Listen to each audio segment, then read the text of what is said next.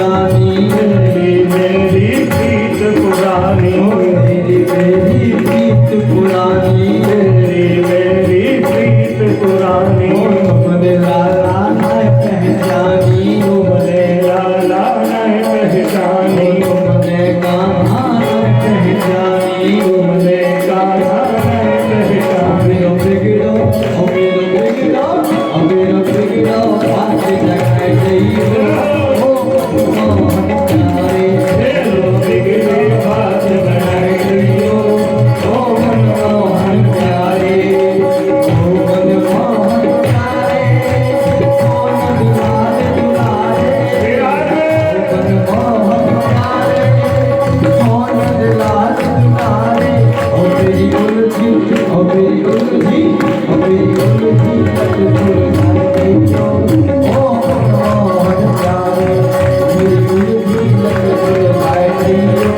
ओ मनमोहन प्यारे, ओ मनमोहन प्यारे, ओ मनमोहन प्यारे।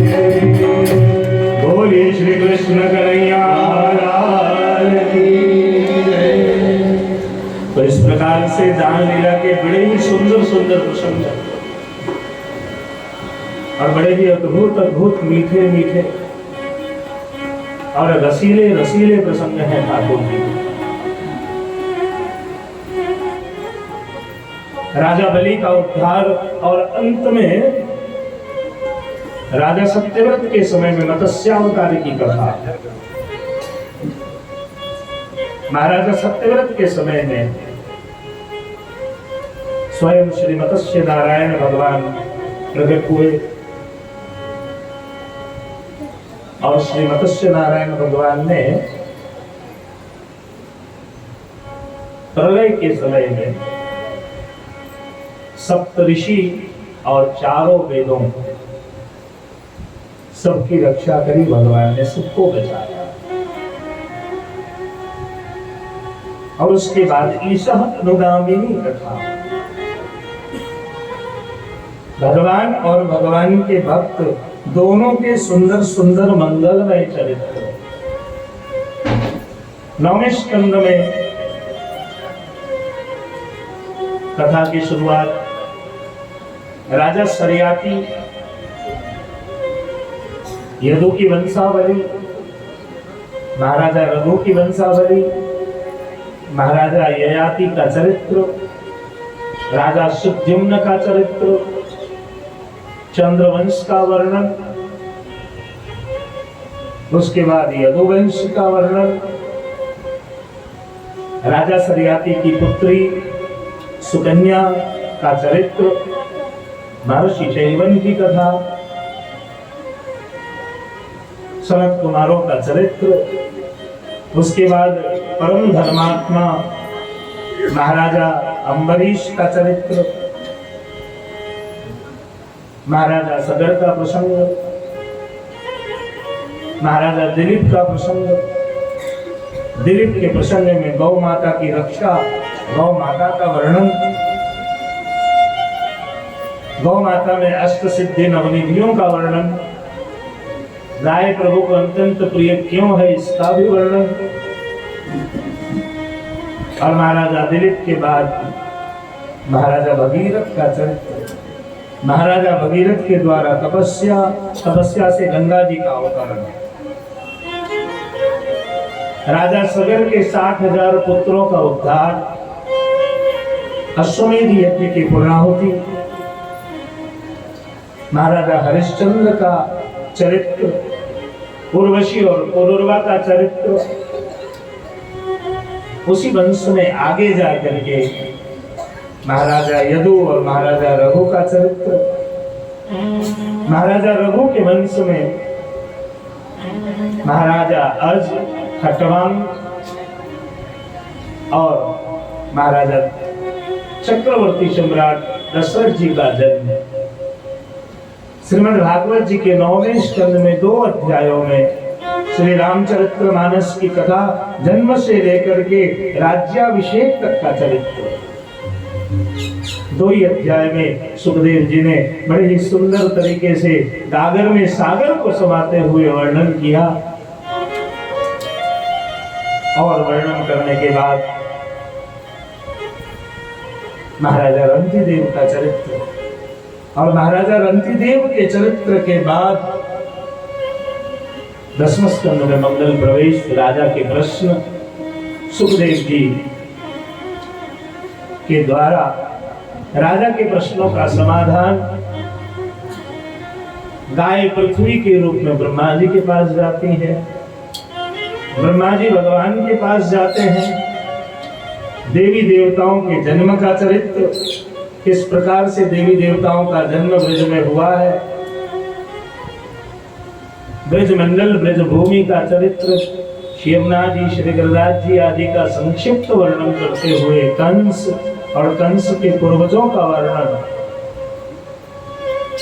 और ये सब चरित्र जो है भागवत में तो सूत्र रूप में है, लेकिन अगर कभी आपको विस्तार से सुनने की इच्छा हो, एक बार हमारी इच्छा है कि लखनऊ में 9 दिनों तक गर्ग संहिता की कथा आप लोग के द्वारा हो, सब मिल करके।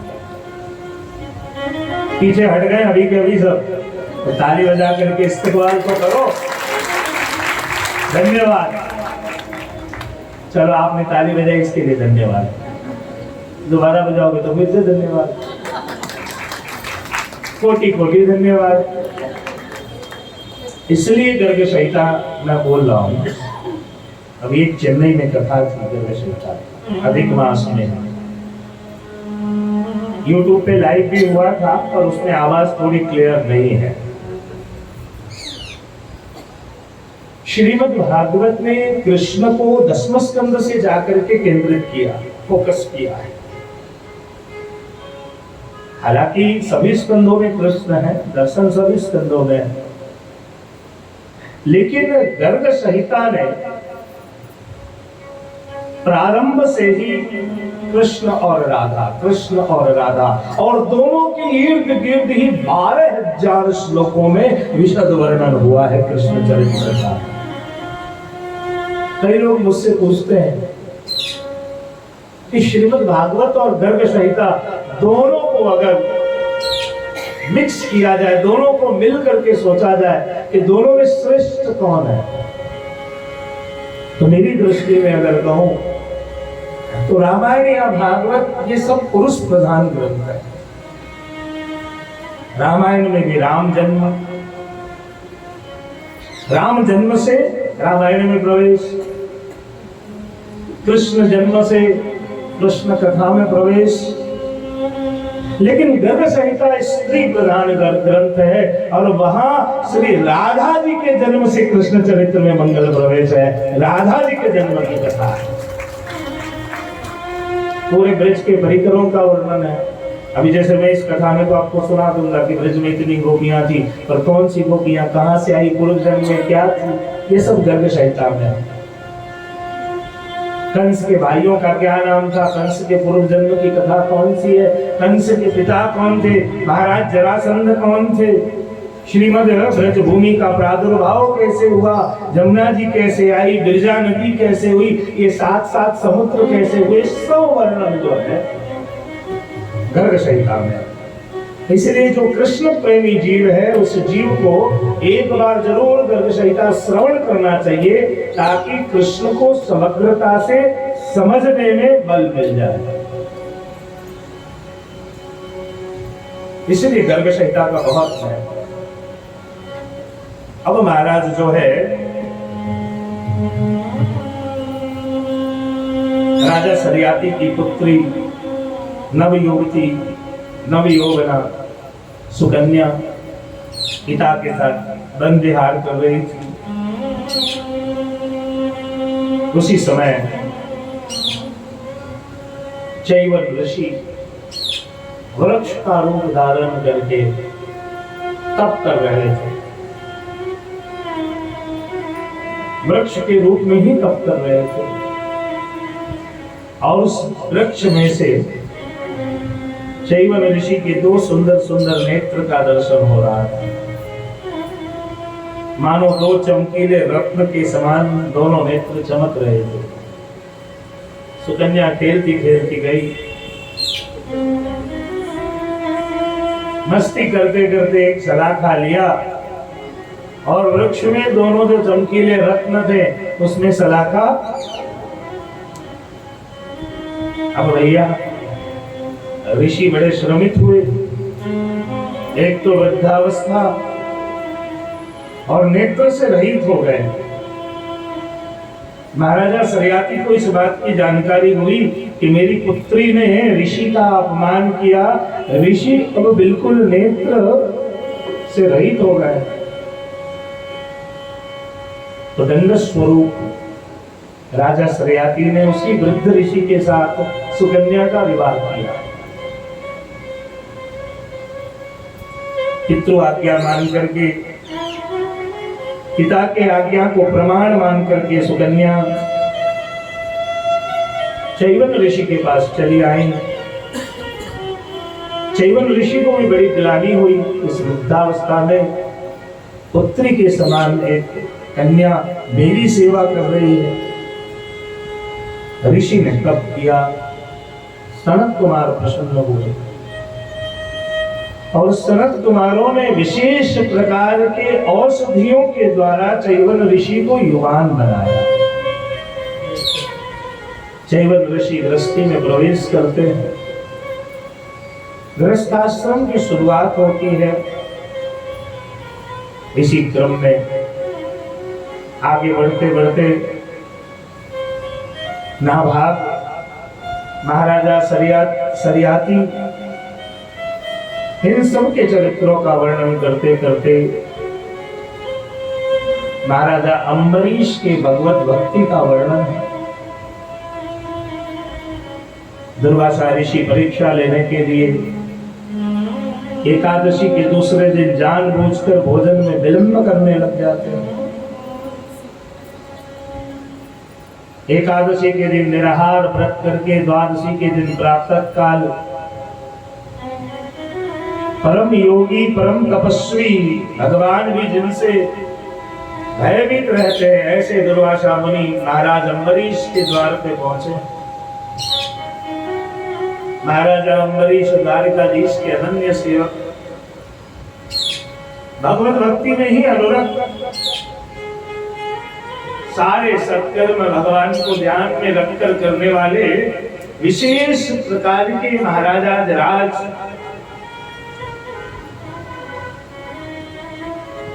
जो बिल्कुल विरक्त है, निष्प्रिय है। महाराजा अम्बरीश जो भगवतीय होते हैं ना, वो अपने स्वरूप को छुपा करके रखते हैं।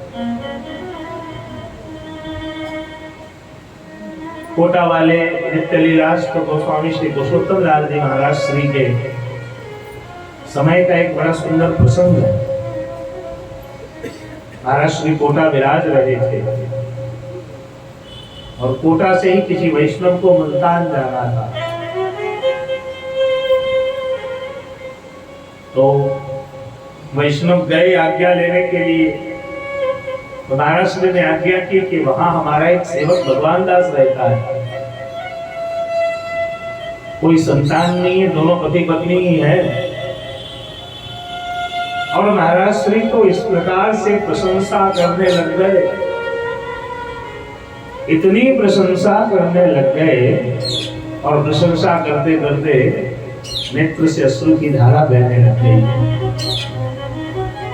कि आज भी भगवान दास जैसे भगवती इस भूतल पे हैं, तुम जरूर उनके यहाँ जाना, उनके साथ सत्संग करना, महाप्रसाद लेना, फिर यहाँ आना और हमें बताना।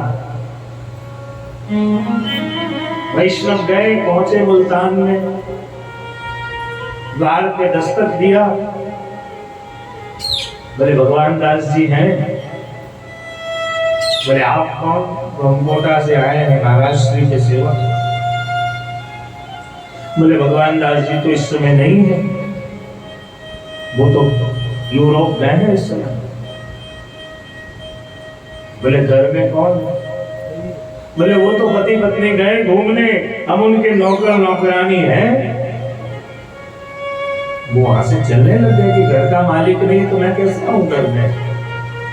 बोले कोई बात नहीं, भगवान दास जी की आज्ञा है कि कोई भी वैष्णव आए तो 3-4 दिन तो जरूर उसे रोक लेना, नहीं तो हमारी नौकरी चली जाएगी। बोले आप कैसे भी करके इस घर में रहिए। अब जैसे ही ये जो वैष्णव है उन्होंने पूछा कि भगवान दास जी आखिर घर में नहीं है, ठाकुर जी की सेवा नौकर नौकरानी के भरोसे। बोले बस बात ऐसी है, वो तो सप्ताह में 2-3 दिन ही घर में रहते हैं, बाकी बिजनेस के लिए बाहर चले जाते, कभी घूमने चले जाते। बोले सेवा कौन करता? बोले हम पति पत्नी, नौकर नौकरानी परमानेंट है उनके यहाँ। बोले हम ही सामग्री करते हैं, सकड़ी हम सकड़ी दूध जल सब, वैष्णवों का भी हम समाधान करते हैं। बोले फिर भगवान दास जी से मुलाकात कब होगी? बोले भगवान दास जी तो 8 दिन बाद आएंगे। अब जो है रोज रात्रि के समय खूब वैष्णव की सेवा वो नौकर नौकरानी करते, और रात में बैठ करके सत्संग करने के बाद भगवान दास जी और उनकी पत्नी दोनों की खूब निंदा करते। कोटा वाले वैष्णव बोले महाराज जी वो कान के बड़े कच्चे होते हैं, किसी ने कह दिया होगा कि भगवतीय है तो मान लिया भगवतीय है। अब देखो ये तो घर में भी नहीं रहते, ठाकुर जी की सेवा तक नहीं करते और नाम के बड़े भगवतीय हैं। ये कैसे भगवतीय होंगे?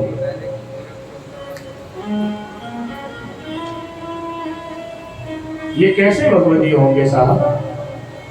इनमें कहा भगवतीय का लक्षण है? 3-4 दिन तक खूब निंदा करके और नौकर नौकरानी की प्रशंसा करते करते महाराज श्री के पास कोटा पे पहुंचे। बोले गए थे भगवान दास के यहाँ? बोले गए थे कृपानाथ। रुके प्रसाद लिए? बोले रुके भी प्रसाद भी लिए। बोले भगवान दास के साथ सत्संग किया, उनसे मुलाकात, हमारी चर्चा हुई। बोले कृपानाथ भगवान दास तो घर पे ही नहीं थे, वो तो कहीं यूरोप घूमने गए थे। तो फिर तुमने सत्संग किसके साथ किया? बोले नौकर नौकरानी। बोले ठाकुर जी की सेवा कौन करे? वो नौकर नौकरानी। सामग्री कौन कर? नौकर नौकरानी। बोले नौकर नौकरानी, अच्छा ये बताओ भगवान दास दिखने में, वो नौकर दिखने में कैसा था? बताया ऐसा रंग, ऐसी कद काठी, ऐसी भाषा। बोले वो महिला? बोले वो ऐसी ऐसी थी। बोले मूर्ख तुमने बड़ा अपराध किया, वही भगवान दास और उनकी पत्नी है, तुम्हें अपने स्वरूप का परिचय न दिया और तुम उनके स्वरूप को न पहचान सके। वही भगवान दास और उनकी पत्नी। अब साहब ये तो 4 दिन तक निंदा करके आए थे, तुरंत वहां से फिर कोटा से निकले, वहां पहुंचे, गार्ड पे दस्तक दिया, अंदर से आवाज आई कि आप कोई भी क्षमा न मांगेंगे तब हम दरवाजा खोलेंगे। एक बार भी आप अंदर गए, बोले कि देखो भगवती बोल करके हमारे सारे भाव धीरे धीरे नष्ट होते जा रहे हैं। हम इतने बड़े हो गए कि लोग हमारी बहुत प्रशंसा करते हैं और डर लगता है कि कहीं हम ठाकुर जी से दूर न हो जाए, कहीं ठाकुर जी से दूर न हो जाए। उसी प्रकार से महाराज अम्बरीश बड़े सामर्थ्यवान है, लेकिन अपने सामर्थ्य को समेट करके, अपनी तपश्चर्या को समेट करके और द्वारकाधीश के चरणारविंद में समर्पित करके जीवन यापन करते हैं। भगवान ने दुर्वासा मुनि के मोह को दूर किया। दुर्वासा मुनि ने भक्त के महात्म्य को प्रकट किया है इस प्रसंग में। और महाराज अम्बरीश के बाद महाराज सगर के 60,000 पुत्र अश्वमेध यज्ञ के लिए अश्वमेध का घोड़ा जब छोड़ देते हैं वो घोड़ा पहुंचता है गंगा सागर में। इंद्र को लगा कि महाराज सगर के यज्ञ से, महाराज सगर के यज्ञ करने से हमारा इंद्रासन न नष्ट हो जाए। इंद्र ने षड्यंत्र किया, यज्ञ के घोड़े को छुपा लिया। कपिल मुनि का आश्रम है। महाराज सगर के पुत्र वहां पहुंचे। 60,000 पुत्र को कपिल मुनि ने भस्म कर दिया है।